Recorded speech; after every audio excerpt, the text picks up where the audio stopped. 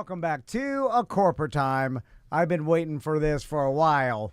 In fact, say it like that. I've been waiting for this for a while, brother. In fact, I text Jenna probably 6 months ago when she was God knows where in some other foreign country. She's one Mexico, I think it was Mexico. That's not really traveling. I know. That's not, right? That doesn't count. I know. Yeah, I feel like it doesn't count. I go to Mexico. Yeah, that's like going to the Bahamas. Yeah, that's not, actually, Mexico is very dangerous now. It's funny. Very dangerous. No, parts of it are, but Jenna will tell us all Hey, about but we got some new tariffs, so we're good. There we go. Jenna Hirt's here. Hey, How you doing, Jenna? Hey, she's here, everybody. So one of the craziest pure art skateboard original listeners of our podcast. Always supportive of us, always helping us, always down for whatever we were doing. Back when we were doing this, it wasn't even a thing. And she was like day one. We love you so much. Very good to see you again. Also an inspiration to me and to Nobody inspires you. To any dreamer out there that has dreamt about traveling the world. She's a true dreamer. And living your life the way you want to do it. And unapologetically authentic. With experiences and freedom. Yeah. Not like the rest of us who just shackled ourselves to a sheeple. mortgage. Yeah. a bunch of sheeple jelly rolls out there just fall in line. To a 9-to-5 job and a family. You go home to a wife that doesn't even love you. I've been saying I identify as nomadic. That's what I've been saying like the last couple of years. Every day is the same. We just buy more and more garbage. Hoard it. And lay on your lifeless wife. You grunt one out. You lay a fat rope on her. And then I'm looking at Facebook and they see Jenna. And she's in some foreign country, and she's under a waterfall. It's like her and a small Middle Eastern girl kick flipping in a dirt bowl, in a tiny dirt bowl. Yeah. That's the part I don't want, though. I want more of the waterfall. I want more of the paradise and less of the like. Where is she? Is she in prison, kick flipping with that child? Her building skate parks in some third world country. I want more of the drinking and the paradise. Anyway, we'll get back to that. So, Jenna, how you been? Oh, so amazing. Yeah, it's been a few years. I know. So we should probably pick up. So I don't think we've seen you since COVID. Yeah. So I thought we had you on right after COVID for some reason, but we haven't. I know. It's blurry. I know we've talked since then, but I'm not zoomed. sure. Maybe we zoomed. Maybe maybe zoomed. It was something like that. We've zoomed before when you've met lead singer of Fugazi. Or, right. Or when you bumped into Questlove, right? Didn't you bump into Questlove? No. I did the interview for Reggie Watts for you guys. Oh, Reggie Watts. Reggie Watts. I get my fat black guys that are funky mixed up. Reggie Watts. That's really good. So, love some Reggie Watts. Jenna's been coming on the show now for decades. It's been 15 years. Yeah. I know that because it's from the Daniel's old studio. Yeah. So let's pick up. What'd you do during COVID? What'd you do? Well, I kind of realized, it was sort of a real turning point, probably in so many different people's lives, right? Before COVID, I was, traveling the world like insane, backing around the globe 20, 30 times a year or something like crazy. Like, in Greece a few weeks, back, do one art show, fly to South Africa, stay there for a few weeks, go to Thailand because it was cold in South. I was just like all over the place, volunteering, like building a couple parks a year. Yeah, donate for skate. Yeah, donate for skate, bringing skateboards, And when COVID hit, it kind of like it took everything away, right? I handmake jewelry, tying tribes for 34 years. Well, you're an award-winning handmade jewelry. So this is the thing is, 34 years making jewelry. I've realized that when I really focus on something, I really focus on something. Yeah. And although I was always doing my jewelry and art shows, I was really focused for the last, 8 years before COVID was volunteering and traveling, with skateboarding and stuff. And when COVID hit, kind of took my art shows away from me. Yeah. I really had to go, wow, what if this was all gone? And I'd just been giving my millions away, just leaving all this money on the table and giving tens of $1,000s of my time and money to people who deserve it that I wanted to do it, but it really showed me that, like, okay, I'm only me. I need to think about my nest egg. And, so during that time, I just started COVID made me more selfish, too. Yeah, and that's how it felt. I think that's what you're saying. Yeah, I'm a miser of a man now. That was such a thing. In the first couple months, I was really pretty down because I just felt like, God, it does really feel so selfish to try to promote my jewelry rather than promoting Donate for Skate. Also, your jewelry is a weird one, if I may, because it is art. It's not just jewelry. It's a thing. Anybody that buys from Jenna, and then I know how it works because the people reach out to me and talk to me. They are not just people that buy once. They are repeat people that, like, you have, like, people that have multiple pieces of your art, your jewelry in their collections of jewelry. So I think you're selling 20, 30, you're selling 40, it a 50 little pieces over short. 10, 20, when 30 you say years. it's just my jewelry, I feel like, come on, you give it a little more. You. Yeah, you pump it up a little bit more. But also, more. here's the problem with people like you, Jenna, is that you're calling. We like to bring people in here and then tell them No. Here's the problem with you, mother effer. It's a problem with good people and good-hearted she's people. So sweet. Is that you're like, you feel bad about promoting something you do for a living, which how you make a living, keeps you alive. And if you weren't able to make a living doing what you couldn't help other people, exactly. So it's like when they're like, this CEO's making $300,000 a year, you'd be like, yeah, he makes the charity $10 million, and he's that good. And if he was gone, the new CEO would make the charity $5 million. So you understand, or not even care about the charity. It's worth paying the person what he's worth to make the company more money, and you have to make money to be able to even do charity. So you're and that's all come skill. around now in the last few years. I've realized that and accepted it. But the first few months of COVID, trying to reach out to customers, and I realized that I had this crazy funny thing on my website at the time that I never looked at. It said something like, be a tribal member, put your email here, no more than one email a month or something. I never looked at this. I don't even have a computer, But when COVID hit, I was like, how do I get in touch with people?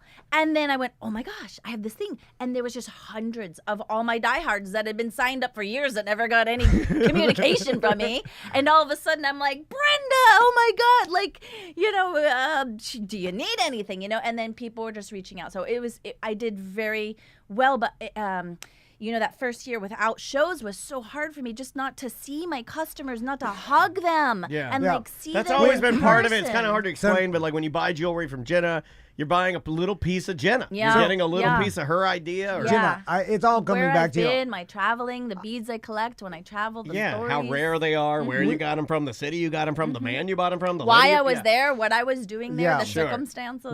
We talked to you like a year after COVID about this and about how hard it was for you because everything shut down. Mentally. You couldn't travel, and I remember you're like, and this is when you were figuring this all out. Yeah. And I remember feeling bad because I was like, man, Jenna's whole life and what she's about, which is travel, like art festivals, being around people, like you almost feed off the energy of who you're around. And like, and now you're so, and this is probably a lot of mental health problems for people around the world because all these Jennas from around the world, like now for the Daniels, he loved it. All he wants to do is be alone under a bridge. I would go to the window and I would look outside and I'd see no one on the streets. I'd be like, yes. Yes. So then you did kind of turn towards like online sales, and I remember like talking to you about all this. Yeah. And like social media more, because it's not like, buy number one, buy number two. It's like literally every single piece I make is different, and I make it special for that person or size it for that person if it's for them or for a gift. Everything is literally custom made at some point for everybody. And but the thing is that I really started focusing on when I was able to start doing art shows again. Just straight up, just show. Art show every weekend, as many as I could, and just was like, I just have to take all this before it gets taken away. Yeah. And so that's been the last few years. And crushing the other jewelry artists, right? Like crushing them with your skull. Crushing their skulls with your feet. You have to be the most dominant. I'm telling you, I've really realized that when I focus on something, I do. And focusing on my jewelry this last few years, I've won more awards. You've been crushing it. It has gotten to the point where I would just be like, what dress am I wearing to the awards dinner tonight? Yeah. Yeah, like, I've seen it. Joking, getting cocky, but joking. No. I mean, kind of, you know. Well, you deserve it. It's very well deserved. You've been doing this for 30 years, man. But it's so crazy because I don't feel like I'm necessarily making anything different than I've been making all my life. I see customers come back and she's like, I've been wearing this choker for 25 years. It looks like something I could have made yesterday, you know? It's crazy. And now I'm just getting all these awards like...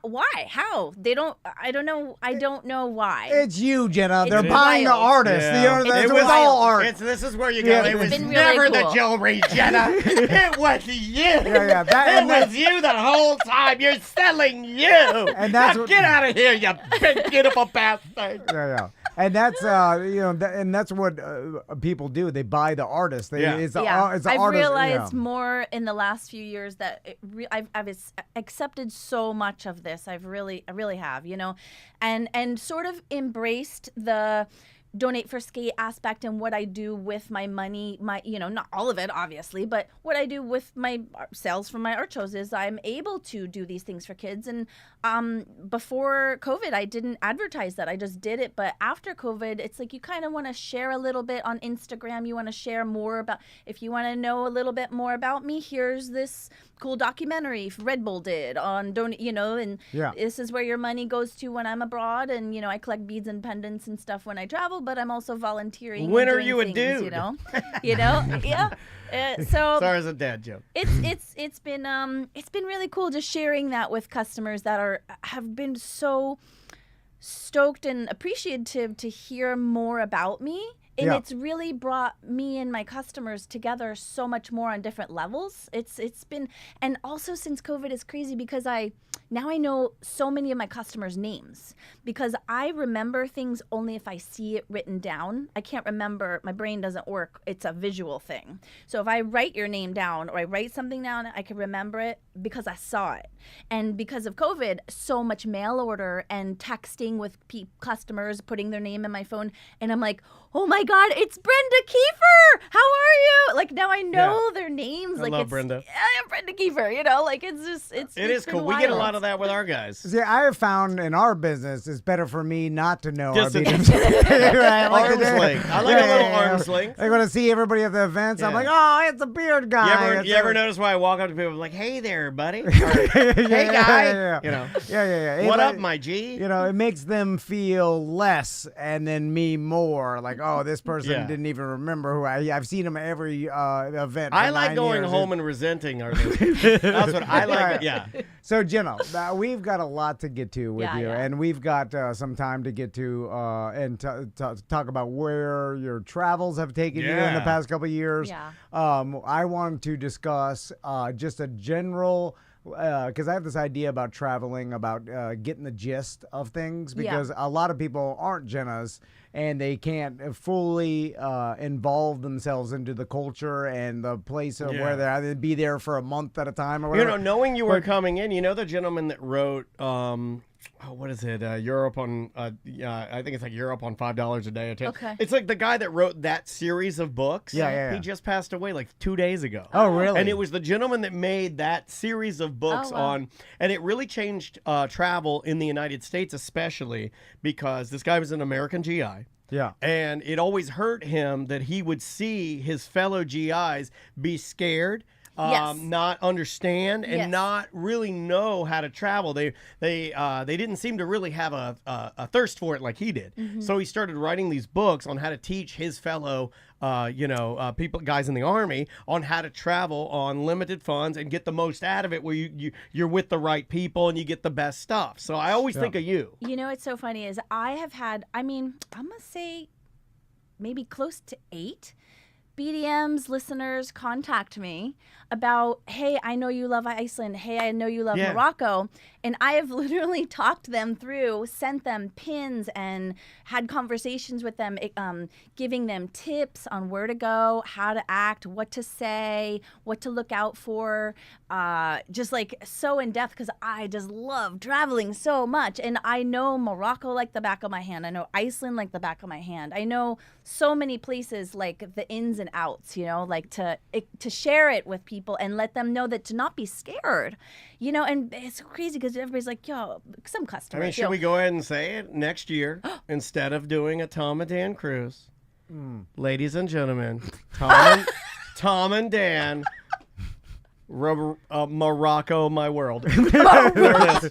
Tom and Dan, Morocco, my world. Yeah. We're announcing it today. Yeah. All the listeners and Jenna Hirt, we're all going to Morocco. No one's ever done it before. You guys can all follow. I'll hold the flag. No one's ever done it before. Yeah. Wait, bring that megaphone. Here's having. We'll talk it there. Okay, everybody, time to feed the camels. So before we get into all that, Jenna, plug your website, plug any place any festival you're going to be at, because I want to make sure to get that information out first. Awesome. So I am Tying Tribes is my jewelry. Yep. So Tying Tribes on Instagram or Facebook is the best way to see what I do. You can get ideas, look at my stories. I post on my stories things that are for sale or things that have sold. Beautiful gifts. So that it's more up to date each piece. You can kind of get an idea and then give a call, message, whatever. But yeah, Tying Tribes on Instagram or Facebook, and of course donate for skate as well. Jenna's charity that she's worked with for years, and we've been talking about is building. How many skateboards do you think you've put in the hands of littles that needed skateboards? Before the end of this year, it should be 500. Just over 500. Whoa, dude! Awesome. Yeah, 500 complete decks. They go to kids. Yeah, so I have totally 20, free. I think 20 more. I think it's 20 more will be 500, and I wrote it down. In India, Nepal, Ethiopia, Peru, South Africa, Morocco, Greece, Madagascar, Maldives, Nicaragua, Jordan, Tanzania, Iraq, Angola, Jamaica, Mozambique, Lebanon, Zambia. And then some of those, the last Deltona. I think you're going to put Deltona. You could have mixed Deltona in there, and I would have never known. It in there, everybody that's exotic. Yeah. Everybody's on one of those lists, and you're like, oh, they... do you know how dangerous it is to skateboard in the Deltona Zaxby's parking lot? Holy smokes. Very dangerous. I was one step above Mozambique. Yeah, it really is. All right, we're going to take a break. When we come back, we're going to dive deep into Jenna's travels. Yes. Give some travel tips. We're going to go through the top 10... 20.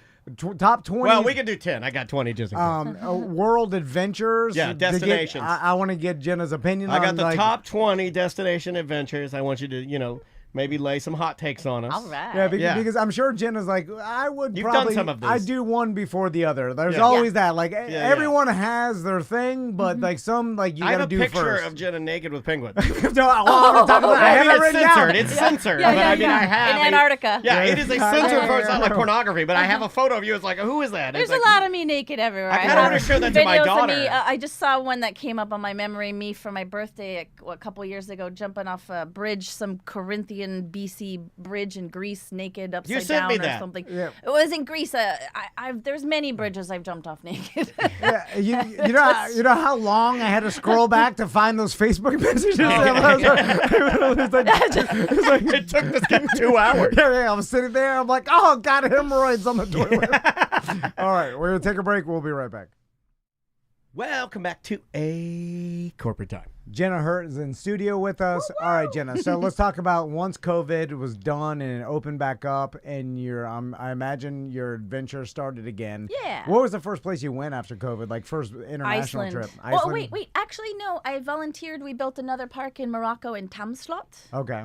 So I went out there just for really short. It was only about a week and a half or so, and just helped build a little. We built another park there. This time was at a Centre de Fier de Forts, an orphanage just outside of Marrakesh, and brought boards there. And so that was the first place I went. No parents, but I can kickflip. I like countries with old-fashioned orphanages. Yeah. Because tougher kids. It reminds me of when I'm in a movie. Yeah. And it's also like, we don't have... It's a hard knock. Is that what you're thinking of? Like Little Orphan Annie. Yeah. Well, I just like... Style. Where it's just a huge building. And there's a drunk redheaded lady that yells at all the kids. So she's loose. Morocco. Then you went back to Iceland. Yeah, then I went to Iceland. I brought my best friend there, and I had been so much. I go to Iceland as much as I can. I just love Bjork. I've seen Bjork there bunches in like a room, like a 50 by 50 room, like like just so small, intimate, you know. Her best friend is Bam Margera. It's funny you mentioned Iceland. I've had two friends go to Iceland. The Grizz went to Iceland for his I think his 10-year wedding anniversary. Oh, wow. And then I know my sister-in-law Alex went to Iceland the past couple of years. I've seen Iceland a lot. Earl Funk has been there many times, I think. And you said it's changed since like Instagram and social media has made it a lot more popular. Yeah, the last 10 years, it's you know, I think I first went there in maybe 2006-ish or something like this. And, I think we knew you because I have a vivid memory of you coming back and just telling me, like, Dan, you don't even understand. It's quick to get there. And this is what other people were telling me. It's like, it doesn't take that long to get there. It doesn't cost that much to get there. But when you get there, you are in completely a different area of the world. Mm-hmm. Yeah. Yeah, and I've walked a lot of a couple, maybe 2 or 3 listeners or mediums, you know, that have contacted me and called, and I've straight up made. I have an itinerary. I have like an 8-day itinerary and like a 12-day itinerary for Iceland, like where, you know, because I ended up bringing some family members and friends and my boyfriend, you know, all separate, and basically like, you know, they flew in. I flew in the day before. I rented the car. You know, I picked them up. At sunrise, we go stop at the first stop is the only place in the world where you can actually walk on the right between the 2 continents, because everything else is under, you know, the between the Eurasian plate, you know, it is all black sand right there. You know, that's the first see sunrise there, and then go over to this geothermal spot, have Veklir, you know, and I have all the folklore written down. Like, I love all the folklore there and all the, you know, just fact, you know. You know what I found is super interesting about Iceland, and the Grizz sent me a photo of a canyon, right? Yeah. But the canyon was wet and it had moss, green moss all grow. I like it. Yes, I'm listening. Yeah. So the topic of the day is a wet canyon with moss growing in it. And then when I saw that, I was like, that is the interesting part to me, because I'm used to seeing... Not like my wife, who's a dry canyon. Or some would say the Grand Canyon. So I'm used to seeing desert canyons where everything's dry, and then you see a wet canyon. We both hitched our wagon to a couple of desert canyons. Anyway, while these wet canyons are out here living their best life. When you see geography that is totally you've never seen before, that's fascinating to me. It's like, wow, this doesn't exist anywhere I've ever been. You know, Iceland is so crazy because it's somewhere that you go that is just, you're not going there for food necessarily. You're not necessarily going in there for culture. Like, you can if you're into, you know, but it's more for me. And what I love Iceland so much is because it's the just raw earth planet. It's fire, it's ice. It's you know, you could walk up and we see got that. We lava, used to have dueling dragons. But then we used to have that down the road, dueling dragon. We had an ice dragon and a fire dragon, and then your feet almost touched each other. They stopped it because people's vapes were falling out of their pocket, killing people. So fire and ice. So what's interesting, and we had this conversation a little bit before we started the next segment, is the way social media has promoted some of these places, and as you mentioned, like 10 places to go before you die. KSI and Logan Paul present Iceland Takeover. And isn't it true that they named Iceland because it was such a beautiful place that they didn't want people, like, and then Greenland's the icy place, and Iceland's actually the beautiful green. And they kind of wanted to keep people out, so they called it like Iceland. So they're like, no one will come here. And I think that worked up until social media. Yeah. People saw it and they're like, I'm not going there. Well, people don't trust the news. And then now social media has been able to promote it so well that it's become a tourist destination. Are they tearing it apart? Like, what are your thoughts on it? It's pretty crazy. It's funny things like, okay, like so back in the 2006, back in the day. However, I don't even know what the math is. I need a calculator. I'm so bad at Jenna, it's almost 20 years ago. Was it? Yeah, that's all. 2006 is awesome, man. You got Fall Out Boy's Blue album. That's a good album. We're about to be in 2025. That's crazy. Yeah. No, I know. Okay, that moment of time is about to be able to have its first child. So, if we were in the 90s, we'd be talking about the 70s 90s right now. That actually you makes put me feel pretty cool because I think 20 years ago, Iceland, that sounds pretty cool. Yeah, but so 20 years ago in Iceland, you rent a car and you don't know that when you get out of a car in Iceland, all of a sudden there could be these insane over hurricane force winds that just pop out of nowhere and your door will get ripped off. Oh, really? Of your car, yeah. Like That you'll sounds open your dope. door and the car will be like, So And you see, Instagram learn- ruined that for us. what causes? You learn any car. Well, back then, then they have these bad, really cool. You can say badass. Okay, Yeah, you can say You anything. can say right? anything you want. It's fine. It's fine. I mean, these there's no badass- even regulation. Yeah. This for it. is now I'm remembering. So they have these badass these what are those big souped up Jeeps, vans, the Like a 4x4? G-Wagon? what are they called, the Like I forget Land the- Rover? Yes, Okay. like these, but even like vans, they have these massive tires, right? Because you can go around Ring Road, which is the circle road, regular road. It's the most beautiful paved, very bright lines, everything, right? But it's just one way. Like you can totally hit each other. Sure. You cannot drink at all and drive there. You just I could can't. do it. I Don't could do totally it. do it. Yeah, I know I can. can. Because- I know I Yeah, can. Jenna, I can. Also- I would literally bet any amount of money that I would be amazing doing it. There's no if you get off the road right there, you're falling down 10, 20 feet of just straight sheer. Here's the key: never like, get off the road. could be into quicksand. It's Oh, yeah, like like it's it's, super dangerous. Hold on, that's worth the trip. Yeah. You fire off But- into quicksand, you got to get out the window. you drive Ring Road and that's like regular cars, right? But then anything in the interior, they're called F roads, and you need these big souped up vehicles, right? This sounds And that's amazing. why I came back. I got that crazy Jeep, like this big souped up Jeep. I came back, Yeah, got you this were in love. Sahara. I was like, I'm not gonna drive this car unless it has a snorkel. Yeah. I take my snorkel to Publix and I drive it through this tiny puddle. And then I gotta open this door when the bag boy comes out, helps me put like eggs in a jug of water in the back of my Jeep that I gotta like pull this wrench open this And he's prying special open needs the and car. thinks you're hot, guaranteed, man. 100%. And I always said that driving that Jeep was like it was like because I had to climb into this thing. I put it on like these Giant big, tires. yeah, like it's just me, and I'm getting in this Jeep, and it's like I said it was like climbing Mount Everest with high heels. It just made no sense. Yeah. Like, why am I driving this to Publix? So you mentioned Iceland inspired though. in current times, Iceland. You the last time you went, you saw like trash cans where you never saw trash cans Yeah, and yeah. signs, and it's a lot more touristy. The difference is that it's been so promoted, even by Iceland. They have routes that come in and out, and you can stay for free, basically, like a layover, going in and out of Europe.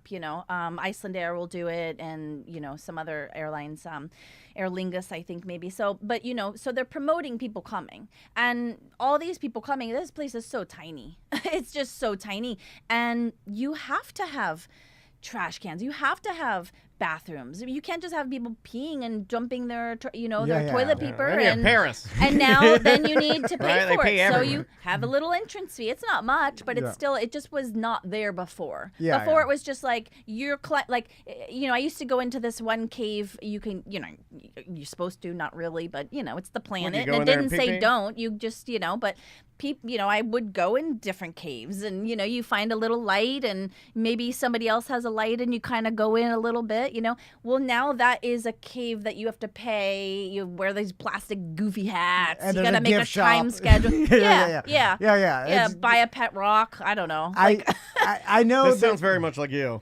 what's funny because I'm sure, and Jenna's so positive, she'll never say this, but I'll say it. Yeah. Be your mouthpiece. Yeah. I'll be Jenna's mouthpiece. Yeah, do it. Be Because, your advocate. Because in one side of it, you're like happy for Iceland and the people that live there because I'm sure they're benefiting from it. Definitely. From it. Sure. Yeah, that's a lot of money. That's a lot of revenue. It's helping their economy and helping these families that have maybe done this for years. All of a sudden, they get an uptick in business. It's good for them, right? But also now you're taking all these natural wonders and you're tourist trapping it, and then it's like, stand in this line, and just like Mount Everest, we've all seen what happened to Mount Yeah. Everest. Yeah. It's filled with trash, and Exactly. there's lines going up to the top, and you're like, Just wait a to minute. wait. Yeah, to get up Well, there. like This is Jenna not the said, adventure. Death while you're waiting to get up there. The simple one for me, and you said it yourself just a couple of minutes ago, like something as simple as the springs. Here. Right? King's Landing. Like, I can't get into Yeah. like, when I was a kid in DeLand, you drive your car up to the springs and get right in, and it was amazing. Go to see the manatee and DeLand at the. Good luck. There's so many people who are just like, like I brought my boyfriend there. Like, you know, they come up to the light, you know, because they're trying to be warm, and it's just like, people are they're slapping people. it with their sandals. With his hat. Take a selfie. They're falling in the water. Put a on MAGA it. hat on it. Put a MAGA. Take his photo. Yeah. There's just paparazzi all around, just taking photos of a manatee no one will ever look at. No. They're not even that great. So, and now the dichotomy for Jenna, I'm just going to speak for her as a point, is that she has been promoting the adventure spirit. You're part of the problem. For I years. know, right? Yeah. Every time I go to the bathroom, I look up at our bathroom wall and I see Jenna Hirt as you know, invest in your future, buy a plane ticket. That's right. It's written in our other bathroom. Yeah. Nice. And I always love that because Jenna's been promoting like, hey, see the world. Yeah. Take trips, do this, you know what I'm saying? But I don't think everybody's cut out for it. And that's what social media did to ruin it, is that everybody wants the adventure spirit, but they're not willing to put in the work and the effort to do it correctly. So these companies came in and made it easy for fat people to do it, right? That's basically what happened. So these people have no business going on any adventures because they haven't left. They should be dead. Modern medicine is keeping them alive. There is a way to do it, though. You know, I said I've been I was bringing people, my friends and family, you know, brought them to Iceland, 3 different trips there, and to Mexico and Tulum, and you know, I've done this in Panama for another friend, like where in Peru and Colombia, where, you know, I brought a friend, you know, they pay their own way, and then I just basically make the entire itinerary because they want me to do it. That's what they, you know, they know that I'm going to make it the best, and I every single day there, and it depends on the person. Do you know the I love seedy to stuff cater too? it. Like, if I had you set up a trip for me and Tom, would you know? At one point, like in the evening, we would want some ladies of the night. Jenna know where. Catered to you, yes. I want drugs, and I don't want to too. go find the ladies of the night. I want the ladies of the night to come to me with the drug. I want something called like the Green Dragon. I want Green Dragon. This is why we're in business together. Ladies I want of red the dragon. night. I want red dragon. Yeah, red, green, whatever. Christmas. Yeah. But yeah, that's a good No, thing you about go Jenna. green, She knows. I'll go red, and I'm gonna go BBW. Oh yeah. I like the pog. Me and Andres were laughing last night about pogs. Oh my God. You know what a pog is? Yes. Yeah, all right. Let's make a share. Like a good pog. Anyway, so and then what happens is these people who have no business traveling to, like, you know, adventurous locations, let's say. I mean, they could travel to a city, fine, but like now they're going to a volcano, and then next thing you know, they're trying to take a selfie, they fall into the molten lava. That happened to It's a guy. crazy. And then they're That building. happened to a guy and a sister. I've seen it. And People trying to get out on where it's steaming still from the lava coming down, Yeah, like or- from Vatna Yokul, and these, you know, these Asian girls just trying to get this selfie for real. It's steaming, girl. Like, For at least off test the it rocks. first. Okay, if It's you're a still little Asian girl and it's still steaming, take your Hello Kitty and put it on the ash pile first. If your Hello Kitty bursts into Your flames, little don't put your plastic hand. jellies Yeah. are not strong enough for Iceland's And here's the thing, I don't need. volcanic lava cooling. And I feel bad for the people who get hurt, you know what I'm saying? And then it's not because I feel insensitive to that. I'm just saying this is the natural thing that happens. Someone gets hurt, and then next thing you know, they're putting up railings, and they're putting up walls, and then They have on the inside of the doors of the vehicles, right on the inside of the door.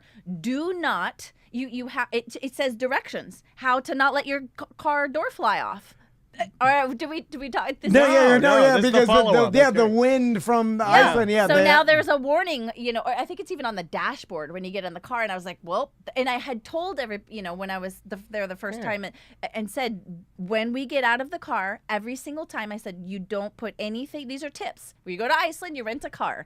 Do not put anything in your cup holders or on the doors, because when you open up that door, it's all flying out.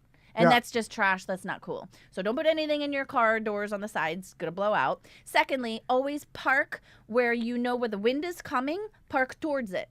You know what I mean? You don't want to park backwards, because then they really will whip off. And always don't just fling the door open. Hold on to the handle. Like, these are tips that I've realized. Stickers are killing your whole tour.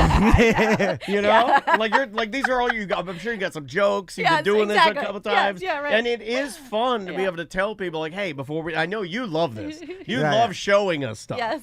Well, you would be. No wonder you hate the signs and stuff. It kills Captain Tom's, adventure. It kills the adventure. Yeah, I hate. That's why I liked Europe in the fact that there's, there's less lines and barricades and stuff next to the canals and falling off stuff. It's like there is really, they're like, hey, don't walk off this cliff, and if you do, there's nothing you can do about it. I really don't think you should have to say that. But the problem is though, then these companies, they don't want the bad publicity, and they don't want to be labeled as a dangerous thing with people. So, and they want the money. So it goes, and it's nothing against that. I mean, of course they do. So you just have to, and things change. And now I have found though, for true adventurers, the places that are harder to get to, you'll find less of the clumsy tourists that you're trying to, if there's work involved, you can probably rest assured you'll be all right. When me and my family walk, it's Andrea's parking. It's Andrea's parking for a Magic game. You park a mile away, you'll get a great parking spot, and you'll be able to drive away and not get trapped in the city. You just got to do some work. Like we walked up the Delicate Arch last time we were in Moab, and then it's hard to get to. So it weans a lot of crowd out. Right? Yeah. No, there's and so then the good boys amount are of like, people. where is everybody? You're like, But the people that made it up there, they're not falling off the side of the cliff. Like 6 kids strollers and. Yeah. So now let's talk about some other places you've traveled to. You said you were in Mexico recently. Yeah. It's funny. So since COVID, I never went to Mexico. The only time I went to Mexico was actually when I got that motorcycle for the trip that I rode my motorcycle from Washington State down to Mexico. You mean the story that Tom masturbated. No. Yeah. That's not that. I was fantasizing That's the first about thing the chat room said. I've been holding on to that for literally like an hour. And some guy in the chat room said, is this the girl Tom's in love with? Yes, it is. I'm in love with the idea of me and Jenna traveling the world together. Yeah, and now you're even more svelte. He's been working out a lot more. He's getting his body ready for your adventures. For adventures. Yeah. I mean, who doesn't want that? Who was like, I want to stay in Castleberry forever? Who said that? I've never said that, but Baldwin's pretty good. I like it here. It's pretty cushy here. Anyway, so where were you at in Mexico? So that was the only time I went to Mexico. I just never was interested in Mexico. I just wanted to ride my motorcycle there and skate this pool. Yeah.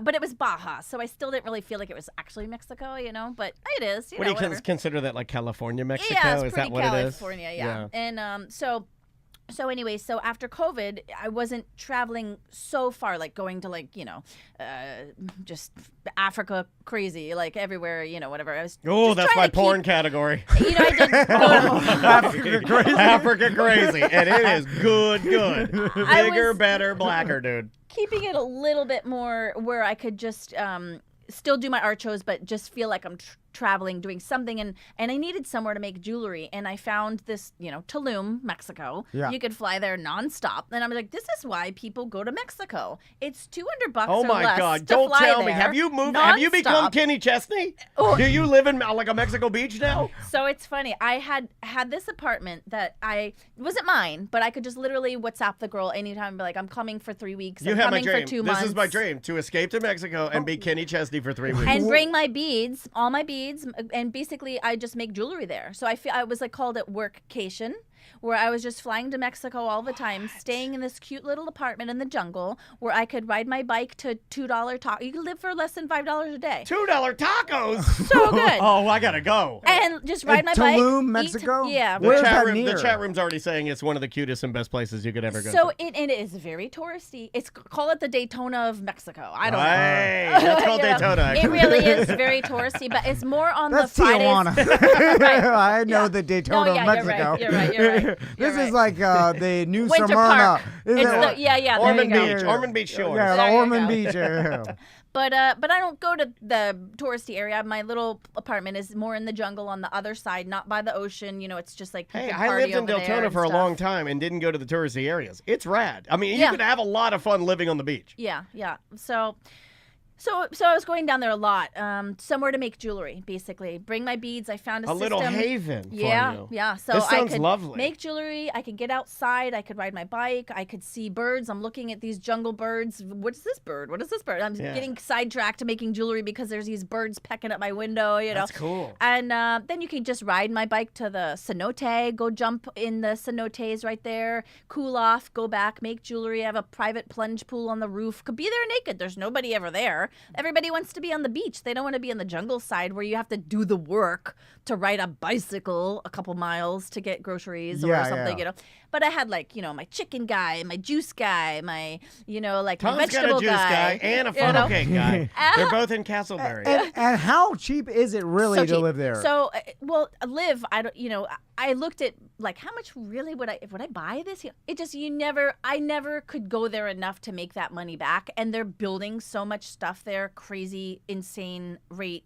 Insane, unbelievable rate. Did you feel unsafe at all? No, not at all. But I'll tell you a funny story. Yeah. But that they're building these things so fast that you would never get your money back because there's going to be 10,000 other new similar, you know, like it's new. So, oversaturation. So for me to have $28 to $32 a night cash for a month or 2 months or however long I go, like it's like nothing. Because if I'm getting an Airbnb in the States just to go make jewelry between Archos, it's like $2,000 plus, you know. Oh, like, for not a nice place, you know. I'd also like to point out that Tulum is rubbing off on you because you are saying art shows, but the way you say it is archos. Archos. Which sounds very like a Spanish word, right? Spicy archos. Yeah, archos. Hey, I'll take 2 archos. That's right. Yeah, it sounds like Tulum suits you, man. Yeah. And so Tulum, Mexico, you were saying like $30 a day. From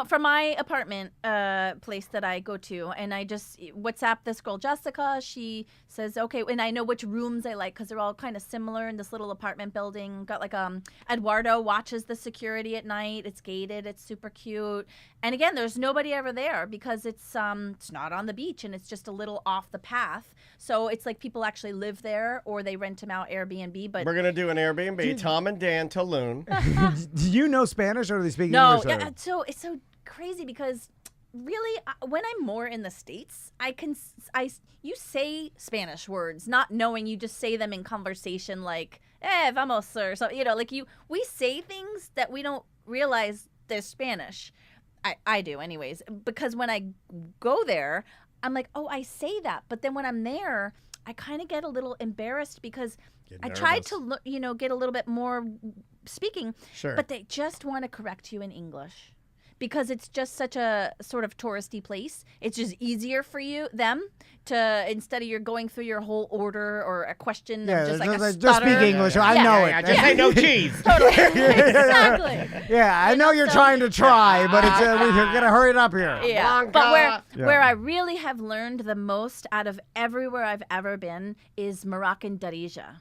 And I have now learned so much, enough that the last time I was there, I switched in my brain. I realized that I'm saying enough that I started learning how to ask them how they're doing and do they want something and how are you? So it wasn't just like language like I need this, where can I go? Like me you're having words. a conversation. You broke over your selfish hump and now you're selfless with the language. You know? And they do say that that's truly when you learn it. That is a marker, is when you become selfless with the language. Totally. I made that up. No, it's true. I realized it in myself in the time, and I'm like, wow, that is really, really cool, you know? It's the most language that I know. It's not that much, but it's enough that it's more than most because in Morocco they speak Darija, which it's Arabic, but it's specific to Morocco. So I can't talk Darija with anybody in the States, any Arabic person, anybody from. It's different. What language would you compare it to? It's its own. It's Arabic. But it's I don't know, Jenna. You understand? I spent my life in Castleberry. Is it a harsh language? Because I will tell you, I was watching the Jake Paul fight, and they had the Middle Eastern influencer versus, I believe, the Brazilian influencer. Yeah. And the Middle Eastern influencer's corner man, when he was yelling at him, That sounds it's a harsh language. There's only 5 languages to me. There's English, No, no. Spanish. Oh, no. Spanish is all the Spanish. All the like, Spanishes. all South America, All the all Asians, Caribbean. and Asian is all of it. Asian, Yeah, all Asian. Yeah. And then You can't really do that. The Big Five, is that what you call it? I know the Big 5, and then there's some weirdo in Europe. You can't really do that, but I see what you're doing. And then compare it to the Big 5 for me. So is it? Say something. Give us a little something. You say like salam alaikum, hello. I've heard that before. Yeah. Right? That was really bigger in the late 70s, right? Ah, Assalamu alaikum, my brother. Yeah. Am I allowed to say that? I've been canceled now. That's bad. I don't think I'm allowed to say that's that. it. I just became rerun from What's Happening. So you say like Ana Arfa Fin is like I know where I'm going. Ana Arfa like Fin. because Ana Arfa Fin. Is that okay? Oh yeah. That's nothing like the Big 5. Yeah, no. The one I'm talking is very aggressive. It's very. Ana Arfa Radia is like like I know where I'm going. This is like, cool. Like aji, yalla, like come. Maybe you've heard this one. Or shukran is thank you. Okay. Shukran. You know? So, Jenna, how do you feel about technology? And this kind of goes back to making it easier for people to travel without putting in the work. Because now with translator apps, Well, ChatGPT, you can just hand it you Yes. can just hand your But phone not in over Morocco. and talk into it. Well, there's no internet, right? No cell service. There is, but there is no app or anything for Darija. no, literally they don't even, the translator apps don't We've work. tried to buy, so when I went to help build that park in Morocco, this last one in Tamslot, there was a girl, oh my God, I'll tell you the story too. So there was a girl there, she was helping build, and she became my friend, and she skates, and she was my roommate during the build. Awesome. And we were trying to talk and learning, and because this is now my 4th time that I was there or something, and so we're learning a little bit more, and so Aya, her name is Aya, and we were looking to try to see any apps to buy. I would have bought one. There's nothing. So you can now. I found like on YouTube, but there's just guys that sort of chat. Like you have to watch a video, like how to say this, how to say that. Oh, I know what you're talking about. And it's just easier for me each time I go. And then also just talking with my friends while I'm gone. They'll call me, a couple days ago, my friends, they'll call and we'll just talk and stuff. And so I get to practice a little bit, But it's more about when I am learning, I write it down like phonetically. So that I could visually see, and so. But so Aya is so cool. She was just in the Olympics. For what? Skateboarding. Oh, she was really? represented in the girls this last Olympics. It's weird that you would have asked that question. She's amazing. Yeah, I'll let it slide. I'm letting that one slide because I really like him a lot. He's one of my favorite people in the world. I forgot the Olympics at skateboarding. I know, I'm old school Olympics. Pole vault, throwing the heavy Discus. frisbee, jumping the hurdles. I'm the That's old. crazy. Yeah, so she was so just in the there's Olympics a Moroccan. She represented She Morocco. started, so I helped build the skate park in Tagazout 6 years ago in Morocco. And when we were building this park, there was like a couple girls, little kids, and one girl that skated. There were not a lot of parks there. Tagazout, we put Morocco and Tagazout like on the map skateboarding wise. It's a destination, a world destination for people to go. It's changed the town a little bit. Now they sell alcohol. Oh, they never did before? No, it was a Skateboarders. dry. Yeah, now they sell, because these Europeans are coming. It's a surf town. It's always what it was, but now it's skate town also because we built this, skate park on this cliff overlooking the way. Like, it's just wow. stunning. It's That beautiful. sounds glorious. So Aya, though, she started skateboarding, and because of Tagazout, she's transition skater. She's just So hold on a badass, second. amazing. So you built the skate helped park build, in Tagazout. in Tagazout that she learned to skate on. So in a weird way, you helped create your own roommate that was teaching you the Moroccan language. That's true. And then she They was went to just in the Olympics. But she Olympics. would have but she would have never skateboard. She would have never become your roommate. No. You are truly controlling your own destiny. No, I'm serious. That's crazy, dude. And then Because you created more female skaters in Morocco they made it to the Olympics. that made it. That's so insane. on this note, this last year, I held Morocco. So because of all the girls that are now skating in Morocco, I wanted to prop them up. Each time I go back to Tagazout, and I know I get to see all the kids, like now they have mustaches, like they're like little adults, you know. And these kids that 6 years ago, I gave them boards and we keep in touch. And every time I go back, you know, we skate and I bring more boards, right? So, but anyways, this time I wanted, well, you know what? It was right after the earthquake in Morocco, and I wanted to do something. And I was gonna do something like this, where kind of bringing money to villages with my friends, going way deep in and having them give some, you know, some, like, I just wanted to help something. But it was just like, why don't I just do what I know, you know? So I was just like, I just bring skateboards back, and I held Morocco's very first all Moroccan girl skate contest, basically, or skate jam, they want to call it.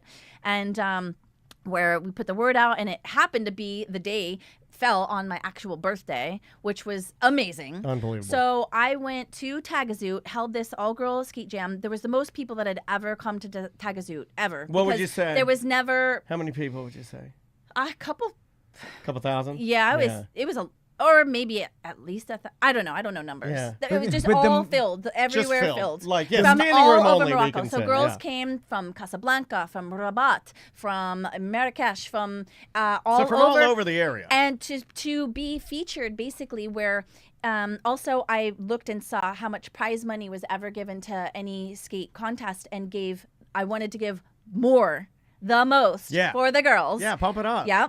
And so that also brought out all the people, because they're like, what is happening? How is this much money? How is this, you know? Yeah. And this contest or skate jam to show, I wanted to prop up and show that there are Moroccan girls. Look at how amazing they are. It doesn't even, like the one girl, she entered, she just learned how to drop in that day. I helped her. She dropped in, and then for the contest, for her run, we were like, you got to drop in, and then she did it 3 times. It took her again, and then all the girls were helping her too, like and cheering her on, and she did it. Yeah. She dropped in. That was her run. Like everybody, all standing, like everybody's just freaking out. What a good birthday for you, man. It was the best birthday I could ever have imagined, and it was so cool. Earlier that year, my friends had surprised me with a Jenna Hirt pro model skateboard. Yeah. Oh, that's awesome. You know, like I woke up to this, like more like a legacy board, well, like kind of. You know, I mean, like, don't sell yourself short, man. Like, you have done a lot grassroots wise in ways that may have done more for little girls and young women skating than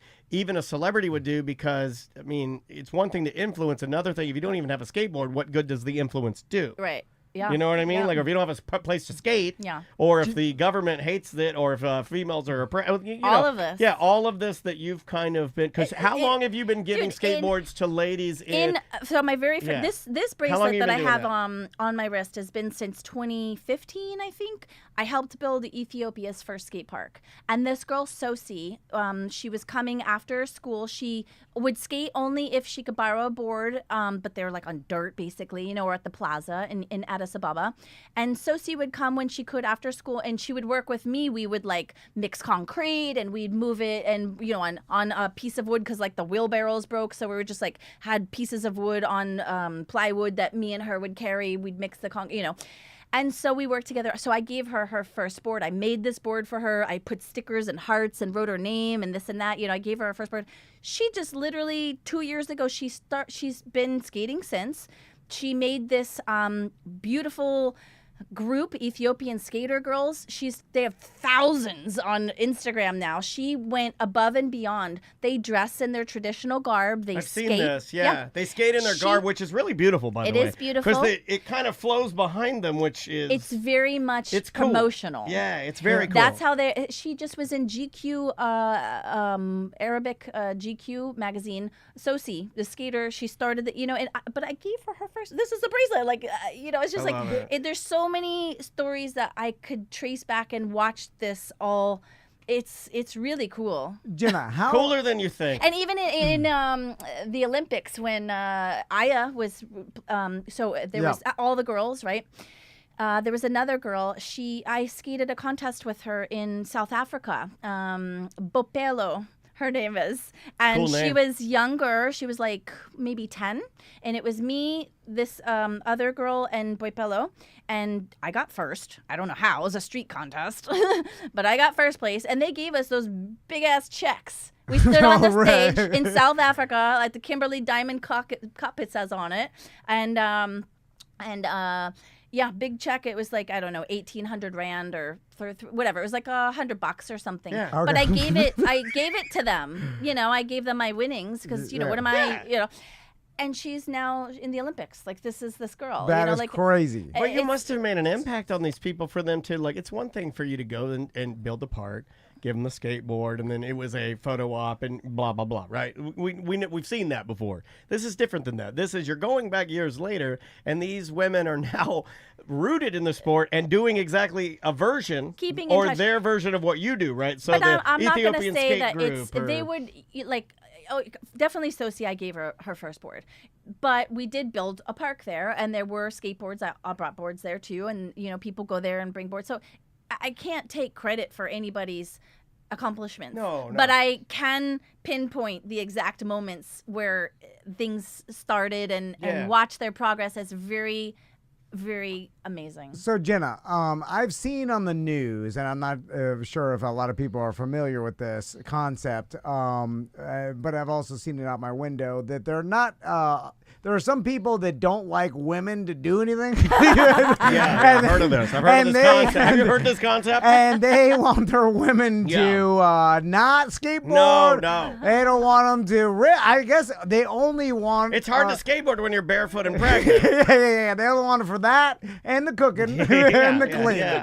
And so but never fear. I will protect your rights whether you want it or not. And then in different countries, sometimes you even get more of that. Yeah. And I imagine, maybe some of the stuff you see has got to be burn your eyebrows off, right? In a country where its language isn't on Google Translate, I imagine that there are men around the village that are crossing their hands and looking at. You ever get any shade? Yeah. I mean, it could be dangerous, right? I mean, there's people that get aggressively mad. We do think about that, right? Because we love you so much. We also know you're a fearless loner, and you just brave into the wilderness. Dude, and that was one thing I was going to say that happened in Tulum. My bike got stolen.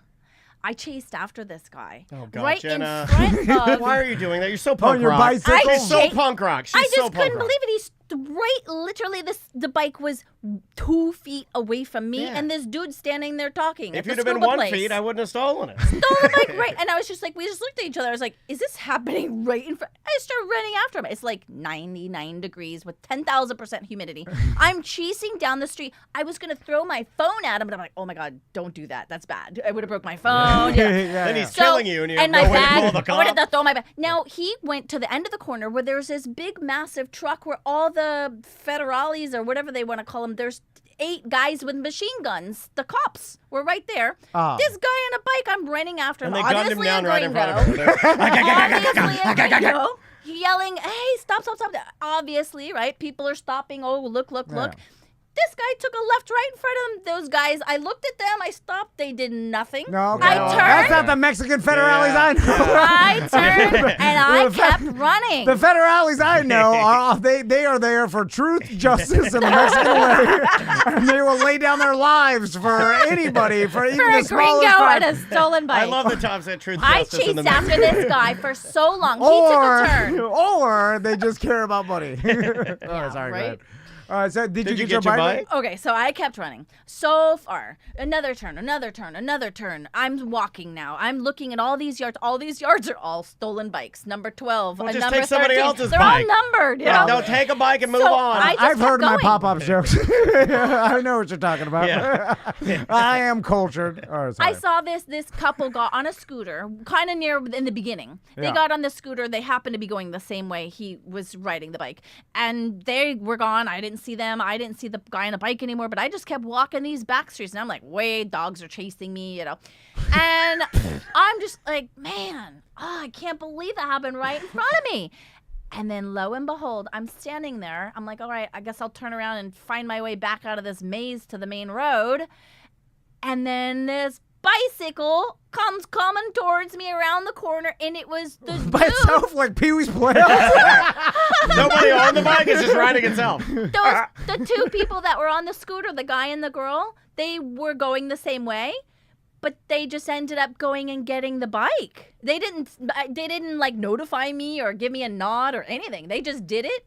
And then I happened to keep running, And at the same time, the guy got the bike. He would turn the corner, and then the girl with the scooter followed him, and he gave me my bicycle back. And I was just like, oh my God. And he goes, I can't even believe it. Gracias, Senor Jenna. We love you so much. My boyfriend got so mad at me when I told him I was so proud of myself. He's just like, you can't do that. Yeah, like, you can't he do could have that. got shot. I was like, they don't have guns in Mexico.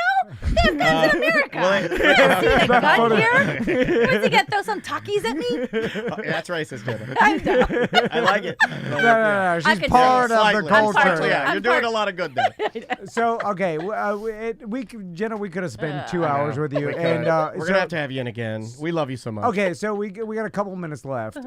In your opinion, if Do you want me to go through a few of these? if you have okay, let's hear it, yeah. I mean, but- I'll give you some, and you just highlight, and we'll just go with titles. Okay. Patagonia, Chile, and Argentina. Great. It's very far. New Zealand. New Zealand, yes, amazing, beautiful.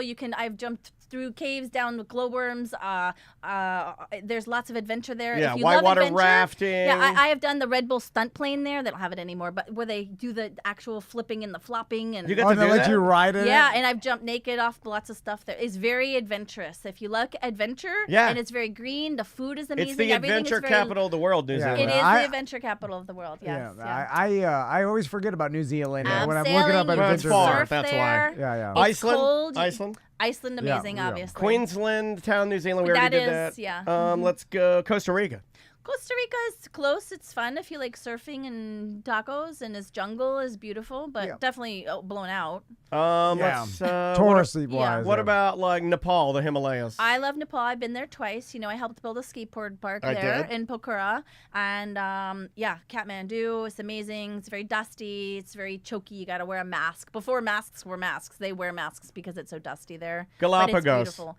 Galapagos, amazing. There's a ski park there now too. I was supposed to bring boards there, but I didn't end up being able to do that. But they have a ski park. They have a couple ski parks. You can scuba with the friggin' lizards and the. we had it's the beautiful there. lizards swim underwater. Yeah, you Yeah, can French last kiss one. a lizard down there. Indonesia. I have not been, but I know it's beautiful. I've been to Borneo a couple times. There's Borneo has Every a, time Tom tells a story. Sorry, Of what? Borneo. I'm just trying to do dad jokes. Borneo. Story I of messed up my own joke. Borneo. But I actually saw something. It's funny you said that about Instagram because I just saw something the other day that said, "Did Instagram like blow out Bali or something?" Like there was something that came up on Yeah. my feed the other day. I was like, I don't want to click this. Well, a 'Cause lot it's of the just- people that go aren't you. A lot of those people are like, they don't really know anything about the area. They just want to go there because the photo op is so Yeah. extreme or so beautiful or whatever. I mean, Yeah. And they're- you're going because I feel like you actually care about the knowledge you want to put in your brain. And also, and I know this for a fact, you care about the people that you're going to visit. Yes, for You've sure. always done that. For sure. And then also beads. To be able to go to, different areas where tribes are making stuff or Right. to go to different markets or bazaars or anywhere where I can find old historical, beads and And you stuff told me that's- something really early on about your travel about how you get the best beads, and it has everything to do with how you treat the people. Because in order for you to find the best beads, obviously you can't be an a-hole, and you make friends, and Yes. and then those people reward you by It's- showing you where the best jewelry is, right? Totally. It's so cool. Like in Morocco, when I go, I have two Fuzis and Fuzi. There's a lot of Fuzis and Mohammeds, right? Okay, But all right. I have two Fuzis and a Mohammed. And one of my Fuzis, Yeah, he's do you shave 85 your years Mohammed? old. He's 85 years old. His shop, he's had it for 65 years. He's a bead collector, from the Sahara, everything. Like it's insane stuff. The Does he drawers. look like a bead collector? Is he heavier? No. See, he's I want him to thin, be like a jolly he's man fit. with like a genie hat on. He's like, He's so smart, and he's like 85 years old, and he lets me he knows me. I come with my other Fuzi too. I can just go one day, I look for hours, I put stuff on a big brass plate, we put it underneath the desk or we cover it with a towel. I'll come back a day later, 2 days later, a week later. They know that when I say I'll be back, and I can just add to it. Maybe then I saw some other Tuareg pieces or something else that maybe I'll get over there. So then I take those out of the pile and I add this stuff. So I just sort of add to the pile. Fuzi just lets me, he's like, I'm going to prayer. You know, he'll just shut me in the shop. He lets me stay after. He's like, okay, I'm going home. Lock the door behind you. Give the key to Muhammad. You know, and I just stay in his shop. Yeah, like, do you do this? He does it for nobody. That's ever. crazy. Jenna. In 60 years, has never just let somebody stay in a shop. I go through every drawer. I move every in artifact. a bead shop. It's not. It's like a jewelry. I'm moving these big, huge, heavy stone carved this, that. Moving the drawer in this bag and a bag and a bag and a bag and a bag. All this stuff that he's been collecting for years. It's like you know, Indiana Jones's it's warehouse. Crazy. Yeah. Jenna, will you make me a promise? Will you hide me a treasure only if I ever get divorced? And this is a scenario. You'll hide the treasure somewhere in Morocco next to an old tree, under an old rock that looks like it has no earthly business being there. Yeah. And then if I do finally get let out of the prison I'm in, I'll take the bus over to Morocco. I'll get out. I'll remember, what did he say? What did and then you open it up, and you know what it'll say on the piece of paper? Invest in your life. Buy a plane ticket. But then it'll have the name of some beach town, and then I meet you there. You're sanding a boat. Marks the spot. You say, you're there. And then you guys embrace. Standing and that's the end of my dream. Oh, anyway, my God. Jenna, thanks so much for coming by. He's always lusting after your two Fuzis in Mohammed. My two Fuzis in Mohammed. All right, let's get out of here. All right, we'll see you tomorrow. Bye, guys.